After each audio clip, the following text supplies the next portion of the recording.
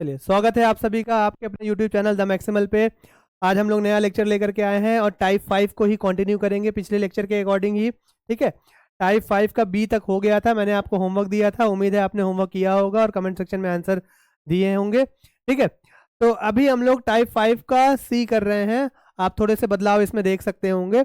बदलाव ये हुआ है, कुछ खास बदलाव नहीं है, बस बदलाव ये हुआ है कि जो पहले डिनोमिनेटर में सिर्फ वेरिएबल आपको दिखते थे, अब वेरिएबल के साथ आपको नंबर्स भी दिख रहे हैं। देखो, 7x है, डिनोमिनेटर में 6y है, 2x है, डिनोमिनेटर में 3y है। तो इससे पहले वाले टाइप में, टाइप 5 का ए वाले, टाइप 5 के बी वाले में डिनोमिनेटर में कोई नंबर नहीं रहता था। ठीक है, मतलब डिनोमिनेटर में सिर्फ वेरिएबल रहता था, या तो x रहता था या तो y रहता था, लेकिन x y के साथ कोई कोफिशिएंट नहीं रहता था। लेकिन यहाँ पे देखो, डिनोमिनेटर में x भी है, उसके साथ नंबर भी है, y भी है, नंबर भी है, y के साथ भी नंबर है, इधर भी x के साथ भी नंबर है। ठीक है, तो ऐसे क्वेश्चन हमको हम लोगों ने टाइप 5 के सी में डाला हुआ है। ठीक है, इसको देखते हैं कैसे करते हैं हम लोग। ठीक है, चलिए।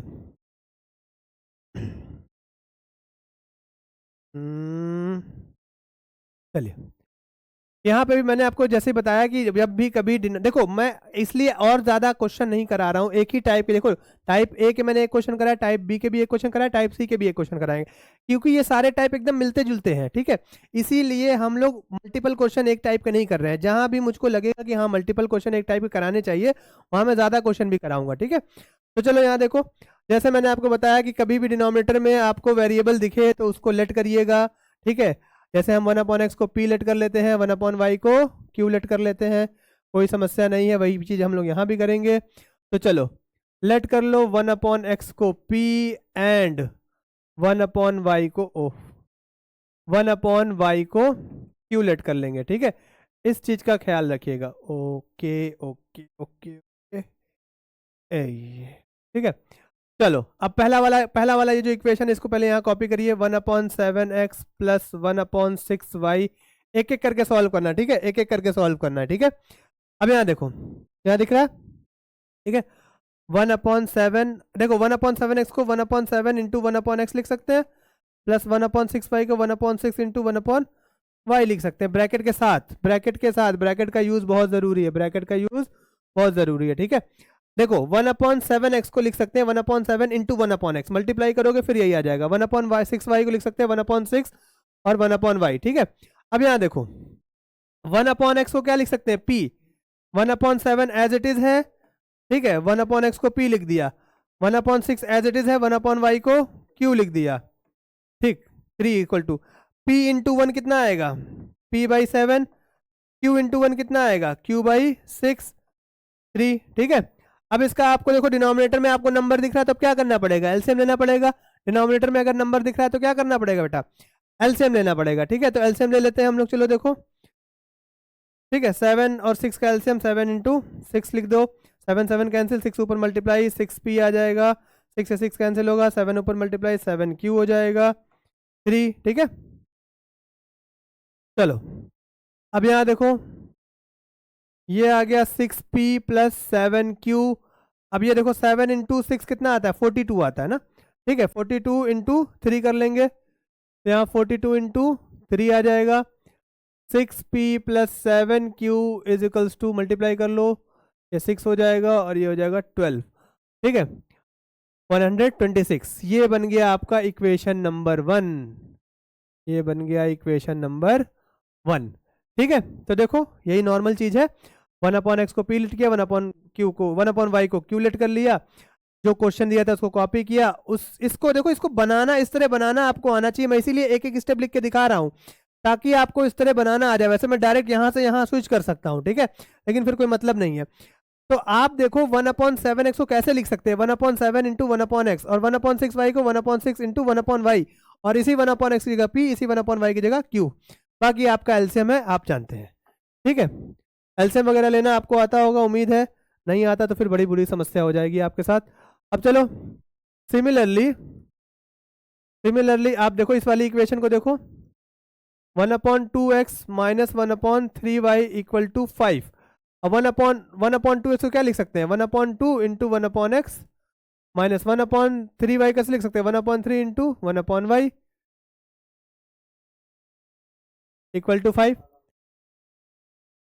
1/x को क्या लिख सकते हैं बेटा, p। 1/y को क्या लिख सकते हैं, q। ठीक है, p इंटू 1 क्या होगा, p/2। 3 इंटू 1 कितना हो जाएगा, ओके 3 इंटू 1 नहीं sorry, q into 1, q into 1 कितना आएगा, q/3। ये 5 हो गया। अब एलसीएम ले लो इसका, 2 और 3 का एलसीएम 6 होता है। 2 से 3 3 बार में जाएगा, 3 ऊपर मल्टीप्लाई कर दो। 3 से 6 2 बार में जाएगा, 2 ऊपर मल्टीप्लाई कर दो। ठीक है 5। तो 3p माइनस 2q, 6 डिवाइड में उधर जाएगा तो मल्टीप्लाई में जाएगा, 5 इंटू 6, ये कितना हुआ 30। 3p माइनस 2q, ये बन गया आपका इक्वेशन नंबर सेकंड। ठीक है, अब देखो ये टाइप 2 बन गया, देखो मैच कर लो, ये रही पहली इक्वेशन, ये रही दूसरी इक्वेशन। अब देख लो आप, ये टाइप 2 है। ठीक है, टाइप 2 है, या टाइप 1 भी बना सकते हो। ठीक है, टाइप 1 या टाइप 2 दोनों में से किसी एक में बन जाएगा।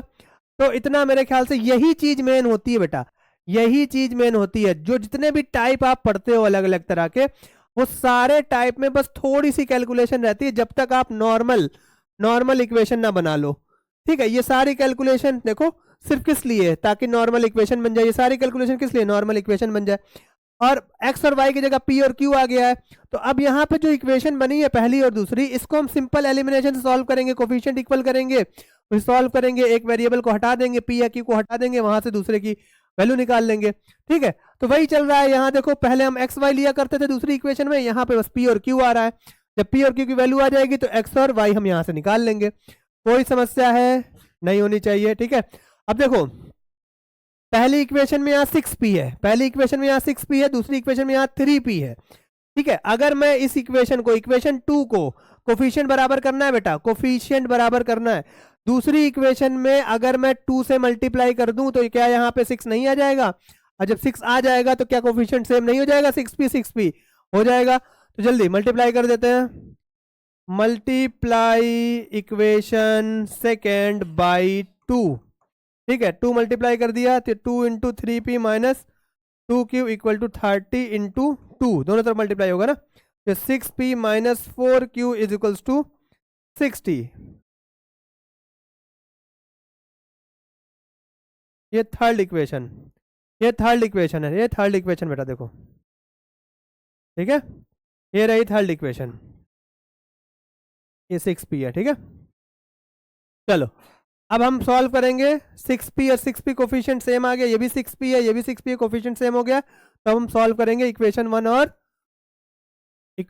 1 एंड इक्वेशन थर्ड को, पहला और थर्ड को। ठीक है, चलो पहला वाला लिखो, 6p plus 7q equal to 1/26 sorry 1 upon नहीं 126। ठीक है, दूसरा 6p minus 4q equal to 60। ठीक है, अब देखो कोफिशिएंट सेम है और साइन भी सेम है। जब साइन सेम होता है तो साइन को हमें अपोजिट करना पड़ता है। कोफिशिएंट सेम है फिर साइन भी सेम है, तो साइन सेम होता है तो हमें साइन को क्या करना पड़ता है, नीचे वाली इक्वेशन के साइन को हमें चेंज करना पड़ता है। तो यहाँ प्लस है 6 में, यहाँ माइनस आ जाएगा, यहाँ माइनस है यहाँ प्लस आ जाएगा, यहाँ प्लस है 60 तो यहाँ पे माइनस आ जाएगा। ठीक है, काट दो इसको, प्लस माइनस माइनस हो गया। अब जब साइन चेंज हो जाता है तो चेंज किया हुआ ही साइन वैलिड होता है। प्लस माइनस माइनस हो गया, प्लस प्लस प्लस हो जाएगा। ठीक है, 7 और 14 कितना आएगा, 11q आ जाएगा। ठीक है, प्लस माइनस माइनस होगा तो माइनस करो 6 आ जाएगा, यहाँ पे 66 आ जाएगा।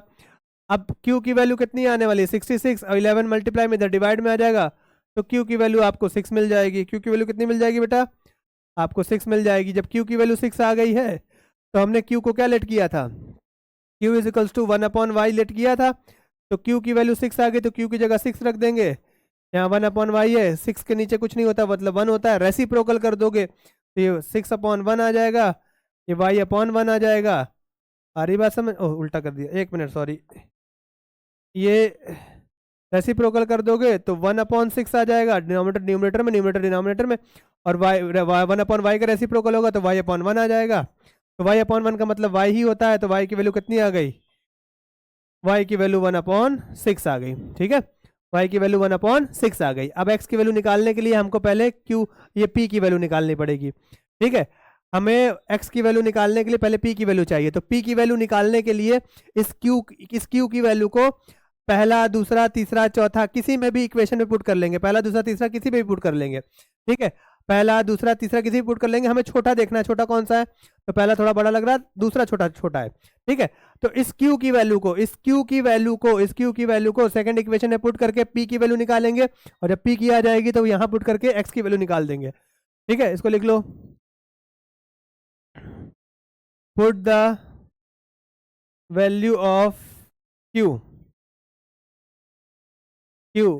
ऑन इक्वेशन सेकंड, ठीक है। सेकंड इक्वेशन क्या है, 3p minus 2q is equal to 30, ठीक है। p की वैल्यू बताओ बेटा, नहीं मालूम है, q की वैल्यू बताओ 6 है, ठीक है। 30 q की वैल्यू पुट कर दी है, ये आएगा 12, 30 इधर माइनस में उधर जाएगा तो प्लस में हो जाएगा, 30 plus 12 42, 3p, p multiply 3 multiply में p के साथ इधर आएगा तो डिवाइड में आ जाएगा, तो p की वैल्यू कितनी आ जाएगी, 14 आ जाएगी p की वैल्यू, ठीक है। कोई समस्या, p की वैल्यू कितनी आ गई, 14 आ गई, क्लियर है। अब जब p की वैल्यू 14 आ गई है तो हमारे पास p is equals to 1/x था, p is equals to 1/x था, ओ p is equals to 1/x था, p is equals to 1/x था। p की जगह p की वैल्यू पुट कर दो फटाक से, p कितना है 14 है, ये 1/x है, इसको रेसिप्रोकल करेंगे तो 14 जो है 1/14 हो जाएगा, और x का 1/x का रेसिप्रोकल करेंगे तो x हो जाएगा, तो x की वैल्यू आ गई कितना बेटा 1/14, ठीक है। इसको रेसिप्रोकल कर लेंगे, इसको रेसिप्रोकल कर लेंगे तो ये हमारे पास आ जाएगा। तो फिलहाल हमारे पास आंसर आ चुका है, जो आंसर है हमारा वो है x की वैल्यू 1/14 और y की वैल्यू 1/6, ये हमारे पास आंसर है, ठीक है। तो ये आप देख लीजिएगा, ये टाइप 5 का सी है। इसमें खासियत क्या थी, खासियत ये थी कि डिनोमिनेटर में जो वेरिएबल थे उनके साथ कोफिशिएंट भी थे, 7x 6y 2x 3y, ठीक है। लेकिन प्रोसेस पूरा वैसा ही हुआ है, 1/x को पी लेंगे, 1/y को क्यू ले लेंगे। और ये इस चीज को ध्यान देना बेटा, अगर ये चीज आपके दिमाग में बैठ गई तो कहीं कोई समस्या नहीं आएगी। 1/7 को क्या लिख सकते हैं, 1/7 इंटू 1/x, 1/6 क्या लिख सकते हैं, 1/6 इंटू 1/y, और 1/x को p 1/y को q। बाकी पूरा प्रोसेस सेम है, आप जान रहे हैं। इसके बाद एलसीएम वगैरह लेना है, एलसीएम लेना आपको आता है, इक्वेशन 1 बना दिया, फिर सेम काम जो यहाँ किया था वही काम यहाँ किया, दूसरी इक्वेशन बना दी है। पहली और दूसरी इक्वेशन बनने के बाद सॉल्विंग आपको मालूम है एलिमिनेशन मेथड से, जब p और q की वैल्यू आ जाएगी, देखो इक्वेशन 1 और इक्वेशन 2 में अभी वेरिएबल के काम कौन कर रहा है, p और q कर रहा है, इसीलिए पहले हमने q और पहले p की वैल्यू निकाली, उसके बाद y और x की वैल्यू निकली है, ठीक है। तो जब भी आप लेट करोगे p या q, तो पहले p और q की वैल्यू निकलेगी, उसके बाद x और y की वैल्यू निकलेगी, ठीक है। उम्मीद करता हूँ आपको ये समझ में आया होगा, इसको नोट कर लीजिएगा, उसके बाद अगले टाइप पे हम लोग चलते हैं, नोट कर लीजिए। तो ये हमारे पास फिफ्थ का टाइप डी आ रहा है, ठीक है। अब देखिए फिफ्थ का टाइप डी थोड़ा सा ज़्यादा इंपॉर्टेंट है, ठीक है, थोड़ा सा ज़्यादा इंपॉर्टेंट है, क्योंकि आप देख रहे होंगे यहाँ पे ए बी आपको दिख रहा है, ठीक है, क्लियर है। अभी तक आपके टाइप 5 में किसी में भी ए बी नहीं आया था, ठीक है, लेकिन इसमें टाइप 5 में ए बी आ रहा है, तो ये थोड़ा सा ज़्यादा इंपॉर्टेंट है। चलिए देखिए इसको कैसे करते हैं, ठीक है। इसको देखिए, ये हमारा क्वेश्चन है। आपने देखा होगा कि मैं हमेशा क्या करता हूँ, कांस्टेंट वैल्यू को इक्वल टू के राइट साइड कर देता हूँ, तो यहाँ इक्वल टू के लेफ्ट साइड है, इसको राइट साइड पहले करिए, ठीक है। पहले आप इक्वल टू के राइट साइड इसको कर लीजिए, ठीक है, ये -5, इसके बाद दूसरी वाली इक्वेशन का भी 2 आ गया है, ठीक है। देखो अब बनाओ इसको आप नॉर्मली, ठीक है, इसको देखो 1/x नॉर्मल इक्वेशन में कन्वर्ट करने के लिए आप इसको ट्राई करो, जैसा कि हर क्वेश्चन में टाइप 5 के हम लोग 1/x को p और 1/y को q लेट करते हैं, तो सबसे पहले यहाँ भी आप वही काम करिए, ठीक है। तो ये आप लेट कर लीजिए इनको, 1/x को p एंड 1/y को q लेट कर लीजिए। तो जो पहली इक्वेशन है, ये जो पहली इक्वेशन है 3a/x माइनस 2b/y, ठीक है, इक्वल टू -5, उसको कैसे लिखा जा सकता है, 3a into 1/x minus 2b into 1/y equal to -5, ठीक है। तो 1/x की जगह क्या लिख सकते हैं हम लोग, 1/x की जगह p लिख सकते हैं, माइनस 2b 1/y की जगह क्या लिख सकते हैं q, क्योंकि हमने लेट किया है, इक्वल टू -5। ये देखो नॉर्मल इक्वेशन बन गई है ये, ठीक है। ये नॉर्मल इक्वेशन बन गई है, ठीक है। तो इसको आप बना लीजिए इक्वेशन 1, ठीक है। इसको बना लीजिए क्या, इक्वेशन 1। क्लियर है। तो पहला मोटिव हम लोग का यही रहता है कि इक्वेशन नॉर्मल बन जाए तो उसको 1 और 2 मार्क करें, ठीक है। ये चीज़ आप पहले से भी जानते हो, पिछले वाले टाइप में भी हम लोगों ने यही किया था, इसमें भी वही कर रहा है। बस यहाँ कुछ नहीं करना है, 3a को आगे लिख दिया है, 3a अपॉन एक्स को 3a इंटू 1 अपॉन एक्स लिख सकते हैं, 2b अपॉन वाई को 2b इंटू 1 अपॉन वाई लिख सकते हैं। तो बस 1 अपॉन एक्स 1 अपॉन वाई को p और q लिख दिया है, ठीक है। चलो सिमिलरली सेकंड वाले में भी यही होगी। सिमिलरली इस वाले इक्वेशन में देखो, a by X plus 3b by Y equal to 2।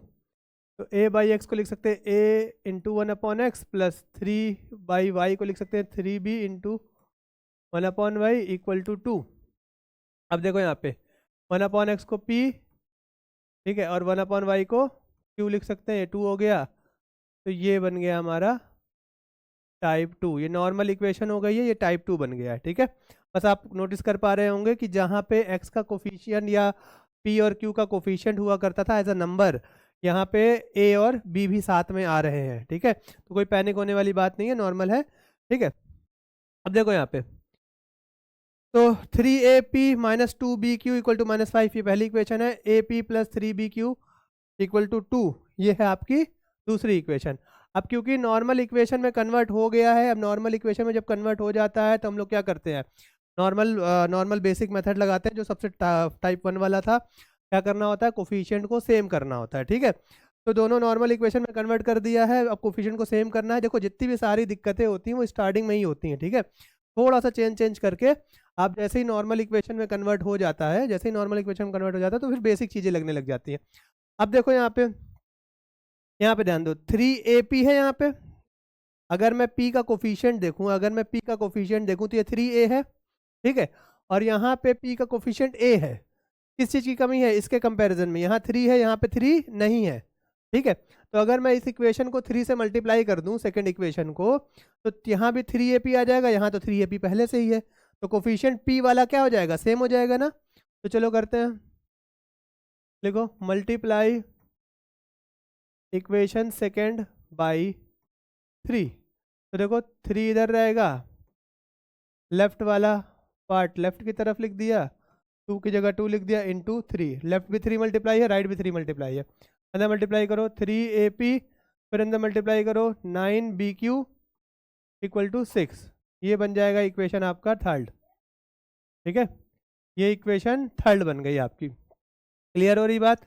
अब आप पहली, दूसरी और तीसरी में उन दो इक्वेशन को चूज करिए जिसमें कोफिशिएंट सेम हो रहे हैं। तो ये रहा, पहली इक्वेशन में भी देखो 3ap है, और थर्ड वाली इक्वेशन में भी 3ap है। तो इन दोनों को अब सॉल्व करना है, ठीक है। Solve equation first and third. 3ap minus 2bq equal to -5, 3ap plus 9bq equal to 6, ठीक है। ये लिख दिया है। अब यहाँ देखो, जिनका कोफिशिएंट सेम है उनका साइन भी सेम है। तो जब साइन सेम होता है तो हम लोग नीचे वाली इक्वेशन का साइन बदल देते हैं। यहाँ प्लस है तो माइनस, प्लस है तो माइनस, ये प्लस है, ठीक है। और यहाँ पे भी 6 प्लस में तो यहाँ माइनस में आएगा, ठीक है। तो ये कैंसिल हो गया, ठीक है। और माइनस माइनस देखो, इक्वेशन चेंज करने के बाद यही मैटर करता है, लास्ट वाला जो साइन चेंज हुआ है इसी को कंसिडर करते हैं। माइनस और माइनस प्लस होता है, तो कितना आएगा 11bq। 2bq में 9bq जोड़ दोगे तो 11bq आ जाएगा। साइन बड़े का लगेगा, तो बड़ा कौन है, -9 बड़ा है तो साइन बड़े का लगेगा, ठीक है। अब देखो माइनस माइनस प्लस हो गया है, माइनस माइनस प्लस हो गया है, ठीक है। तो यहाँ पे -6 और -5 मिला के क्या हो जाएगा, -11 हो जाएगा, ठीक है। अब यहाँ देखो -11 यहाँ पे है, ठीक है। BQ के साथ ध्यान दो। हाँ 1 मिनट, इसको इरेज कर देते हैं, डायरेक्ट कर देते हैं, 1 मिनट रुक जाओ, ठीक। देखो Q के साथ जो है -11 भी मल्टीप्लाई में इधर जाएगा तो डिवाइड में आ जाएगा, इस तरह से, ठीक है। Q को यहीं छोड़ दिया है, -11 भी इधर डिवाइड में आ गया। तो -11 से -11 कैंसिल हो गया, तो Q इजिकल्स टू क्या आया है, 1/b आया है। Q इजिकल्स टू क्या आ गया बेटा, 1/b आ गया। आई बात समझ में? तो क्यू की वैल्यू आपको निकल आई है, क्यू की वैल्यू 1/b आ गई है। तो हमको क्यू की वैल्यू तो निकालनी नहीं है, हमको तो एक्स की वैल्यू निकालनी होती है। तो हमने लेट क्या किया था, ये देखो, ये और ये लेट किया था। तो यहाँ देखो क्यू किसके बराबर है, 1/y के बराबर है। यहाँ लिख देंगे Q is equals to 1/y। Q की वैल्यू कितनी है, 1/b है, और ये 1/y अपनी जगह पे रेसिप्रोकल कर दो, तो b इज इक्वल्स टू क्या आ जाएगा, y। तो y की वैल्यू कितनी आ गई बेटा, b आ गई है। ठीक है, चलो अब आगे चलते हैं। अब हमारे पास y की वैल्यू तो आ गई है b, हमको x की वैल्यू चाहिए, और x की वैल्यू के लिए पहले हमको p निकालना पड़ेगा, तब जाके तो 1/x ये आएगा। पहले हम p निकालेंगे, फिर x की वैल्यू इससे निकालेंगे। ठीक है, तो p निकालने के लिए आपको q की हेल्प लेनी पड़ेगी। q को पहला, दूसरा, तीसरा किसी भी इक्वेशन में पुट कर दीजिए। q को पहले, दूसरे या तीसरे इक्वेशन में पुट कर दीजिए। देखिए छोटा कौन सा, उसको नोटिस कर लीजिए, ये सेकंड वाला इक्वेशन छोटा है। ठीक है, तो आप q की वैल्यू को सेकंड इक्वेशन में पुट कर लीजिए। Put the value of q on equation second, second पे पुट करो, q की वैल्यू को सेकंड पे पुट कर लो ले जाके। ठीक है, तो सेकंड इक्वेशन है AP plus 3BQ is equals to 2।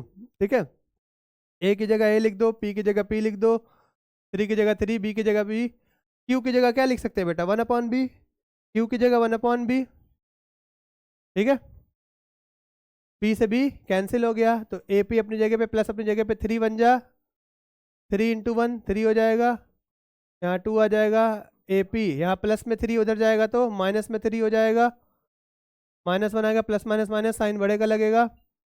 AP p की वैल्यू कितनी आई, -1/a, p की वैल्यू -1/a आई हुई है। ठीक है, क्लियर है बात? अब p की वैल्यू -1/a आई है, तो हमें x निकालना है।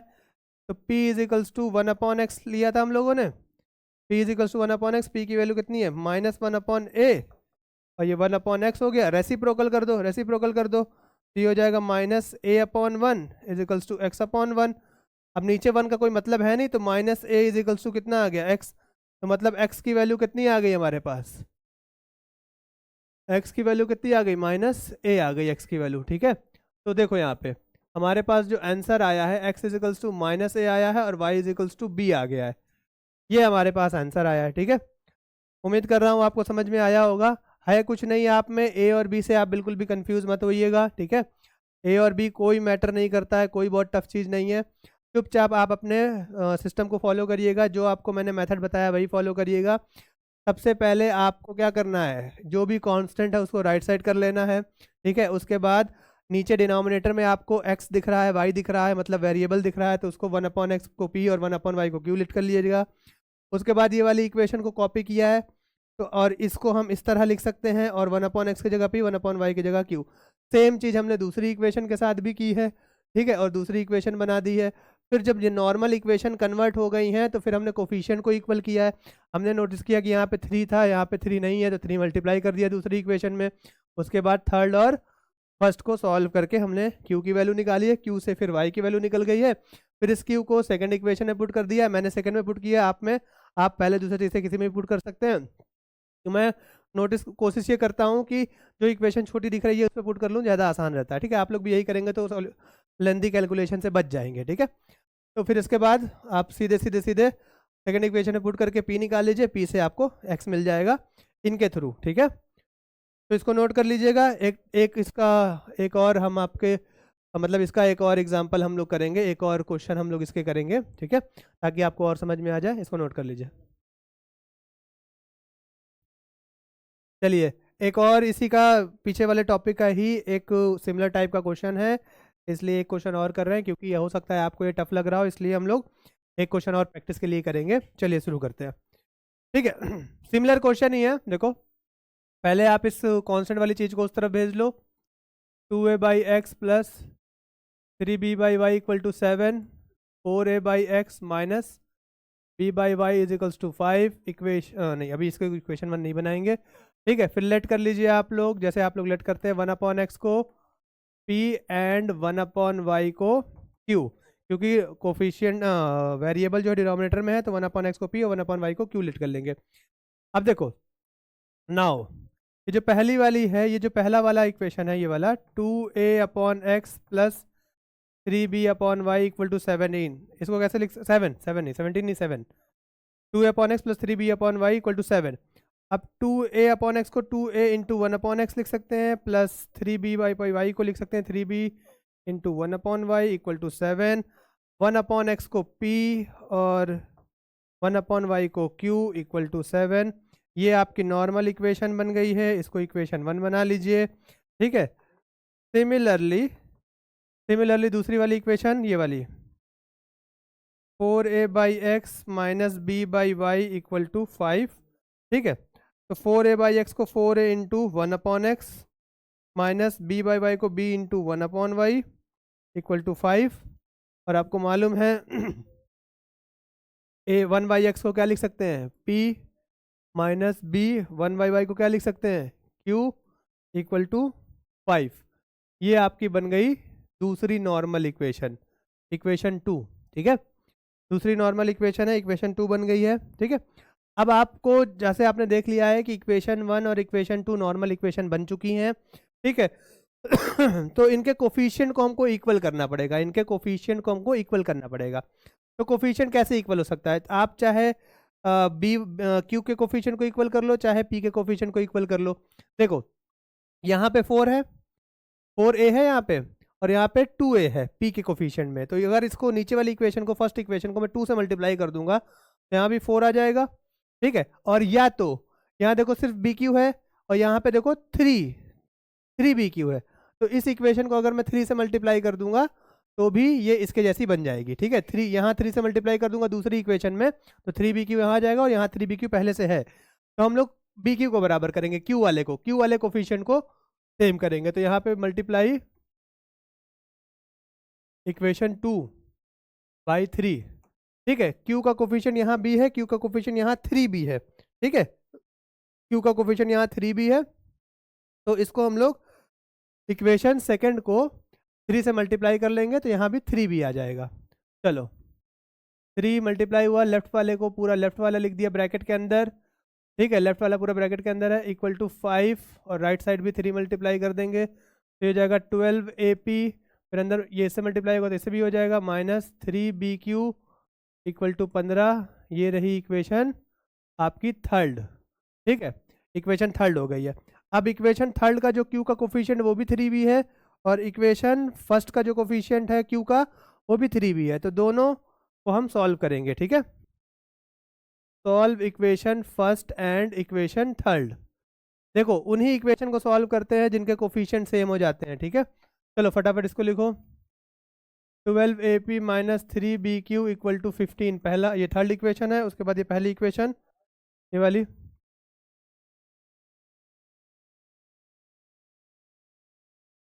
ठीक है, अब देखो यहाँ पे q का कोफिशिएंट 3b हो गया है, लेकिन जो 3b का जो q का जो कोफिशिएंट है वो तो सेम हो गया, लेकिन साइन अपोजिट है। साइन अपोजिट तो हमको कुछ नहीं करना है, बस ये कैंसिल हो जाएगा। ठीक है, साइन अपोजिट है तो नीचे कोई साइन चेंज नहीं होता, ये कट गया। प्लस प्लस प्लस होता है तो 14ap आ जाएगा, प्लस प्लस प्लस होता है तो ये आ जाएगा तकरीबन आपका 22। ठीक है, क्लियर है? अब यहाँ देखो p के साथ 14a मल्टीप्लाई में है तो इधर आएगा तो डिवाइड में आ जाएगा 14a। ठीक है, अब ये काट दो, इसको काट के छोटा करो, 2 से काटो तो 11/7a आ जाएगा। तो p की वैल्यू जो आई है 11/7a आ गई है। ठीक है, ध्यान समझ में आ रही बात, 11/7a आ गई है।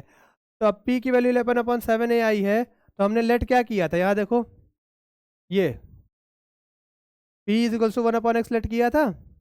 ठीक है, देखो p = 1/x लेट किया था, p = 1/x लेट किया था। ठीक है, तो p = 1/x है, p की वैल्यू कितनी है 11/7a, ये 1/x हो गई। इसको रेसिप्रोकल कर देंगे, रेसिप्रोकल कर देंगे तो 7a ऊपर चला जाएगा, 11 नीचे आ जाएगा और x ऊपर चला जाएगा, 1 नीचे आएगा, 1 लिखने का कोई मतलब नहीं है। तो आपकी x की वैल्यू कितनी आई है 7a/11 आ गई है, 7a/11 x की वैल्यू आ गई है। ठीक है, अब इसी तरह आपको y की वैल्यू निकालनी है, तो y की वैल्यू निकालने के लिए हमको q की वैल्यू चाहिए होगी। तो q की वैल्यू कैसे निकलेगी, p की वैल्यू को पहला दूसरा तीसरा किसी पे भी आप पुट कर दीजिए, p की वैल्यू को, तो वो आपको q की वैल्यू दे देगा, उसके बाद हम y निकाल लेंगे। तो मैं पहले इक्वेशन में पुट कर दे रहा हूँ इसमें, ठीक है। Put the value of p on equation first, ठीक है। 2a upon p plus 3b upon q equal to 7, ठीक है। 2a, p की वैल्यू बताओ, 11 अपॉन 7a, ठीक है, p की value, plus 3bq equal to 7, ठीक है। अब यहाँ देखो मल्टीप्लाई करो, ये देखो पहले a से a काट दो, ठीक है, 2 से मल्टीप्लाई करोगे 11 इंटू 2 22 अपॉन 7 आ गया, 3b अपॉन 3bq हो गया, इधर इधर 7 है, ये प्लस में उधर जाएगा तो माइनस में हो जाएगा, 7 माइनस 22 अपॉन 7, ठीक है।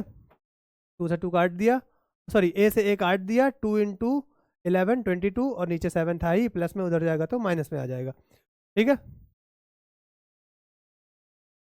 अब देखो इसके नीचे कुछ नहीं था, 7 के नीचे कुछ नहीं था, 1 हो गया, ठीक है। अब इनका एलसीएम लेंगे, इसको सॉल्व करेंगे ना, इसको सॉल्व करेंगे तो 7 और 1 का एलसीएम 7 आता है, 1 से 7 बार में जाएगा, 7 ऊपर मल्टीप्लाई होगा तो 49 हो जाएगा, माइनस 22, 7 1 7 1 बार में जाएगा, 1 इंटू 22 करोगे तो 22 ही आएगा।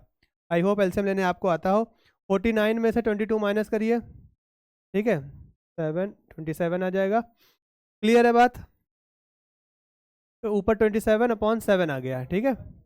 3b upon Q, 3b Q आया है यहाँ पे, देखो एक मिनट, इसमें फिर से आप लोग देख लीजिए एलसीएम में 49, एलसीएम लेना आपको आता होगा, वरना 7 का एलसीएम 7 आएगा, फिर यहाँ 49 माइनस 22 आ जाएगा, 49 में से 22 जाएगा, 27 बचेगा, और क्यू के साथ देखो 22 अपॉन 7 बचा है, अब क्यू के साथ 3b मल्टीप्लाई में उधर जाएगा तो डिवाइड में हो जाएगा, ठीक है। क्लियर हो रही है बात?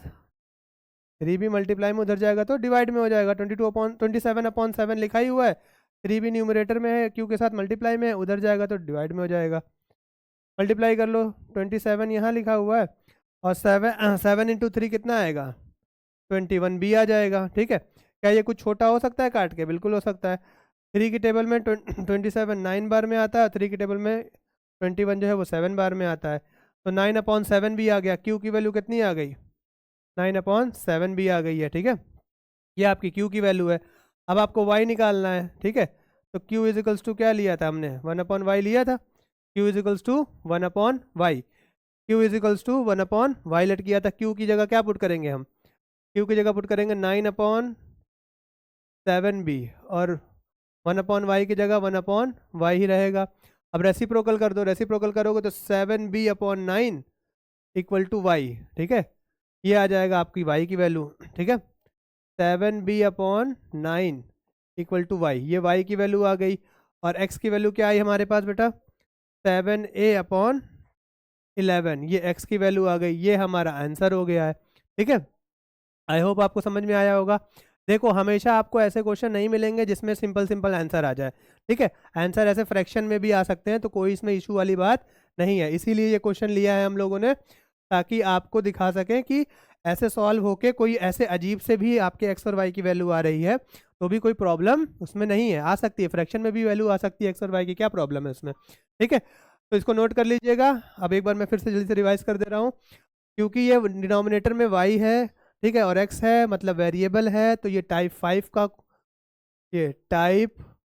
5 का डी वाला टाइप है। कौन सा टाइप है बेटा? डी वाला टाइप हो गया है, ठीक है। अब इसमें देखो वही सिस्टम फॉलो किया है जो पीछे वाले में फॉलो किया था, ठीक है, क्योंकि हमको मालूम है 1 अपॉन एक्स को हम क्या लेट कर सकते हैं, p, और 1 अपॉन वाई को q लेट कर सकते हैं। उसके बाद 2a अपॉन एक्स को 2a into 1 upon x, 3b upon y को 3b into 1 upon y, 1 upon x की जगह p, 1 अपॉन वाई की जगह q, नॉर्मल इक्वेशन। इसी तरह दूसरी वाली इक्वेशन को भी नॉर्मलाइज कर दिया है, ठीक है। उसके बाद नॉर्मलाइज कर दिया है, नॉर्मलाइज होने के बाद हमें कोफिशिएंट सेम करना है, तो हमने क्या किया है, इस वाली इक्वेशन में इक्वेशन 2 में 3 मल्टीप्लाई कर दिया है, तो 3bq बन गई, और 3bq यहाँ फर्स्ट वाली इक्वेशन, और थर्ड वाली इक्वेशन में कोफिशिएंट सेम हो गया। उसके बाद नॉर्मल सॉल्विंग है, ठीक है। तो आप फ्रैक्शन देख के घबराइएगा नहीं, इसमें कोई प्रॉब्लम नहीं है, इसको नोट कर लीजिए। जो ना समझ में आए कमेंट सेक्शन में कमेंट करिए, अगर कोई भी परेशानी आती है तो तुरंत हमको कमेंट करिए, हम उसका रिप्लाई करेंगे, ठीक है। आगे वाले लेक्चर आते जाएंगे और भी टाइप हम पढ़ते जाएंगे, ठीक है। पूरा डिटेल से पढ़ेंगे, कोई भी टाइप छोड़ेंगे नहीं। प्रैक्टिस क्वेश्चन मैं आपको होमवर्क के लिए देता हूँ, ठीक है। तो होमवर्क भी करते रहिएगा, इतना नोट कर लीजिए। फिर मिलते हैं अगले लेक्चर में। अगर ये लेक्चर आपको पसंद आया है तो अपने दोस्तों में शेयर करिएगा। Thank you so much.